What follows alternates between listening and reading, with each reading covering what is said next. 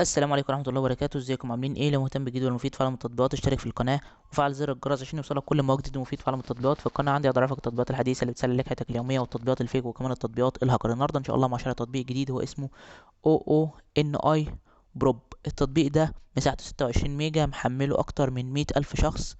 التطبيق ده خاص بحجب المواقع او حجب التطبيقات. لو انت في بلدك في مواقع محجوبة او في بلدك في تطبيقات محجوبة، فالتطبيق ده بيفتح لك كل المواقع المحجوبة في بلدك.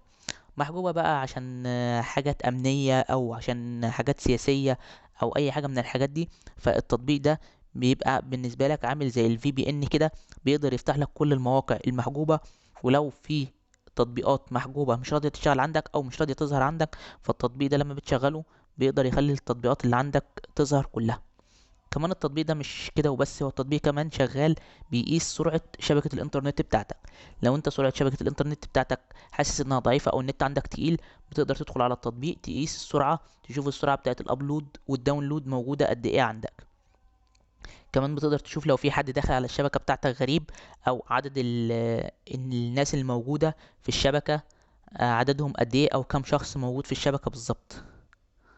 كل ده بتقدر ان انت تعرفه وتقدر تستفيد منه من خلال التطبيق. بس كده، ده يعتبر ابسط شرح للتطبيق. لو عجبك شرح التطبيق يا ريت تدوس لايك للفيديو. لو عايز شرح تطبيق معين رسيب لي في الكومنت. لو اكتشفت ميزه او عيب للتطبيق في اي تحديث من التحديثات القادمه اكتبها في تعليقات الفيديو. شكرا، سلام عليكم.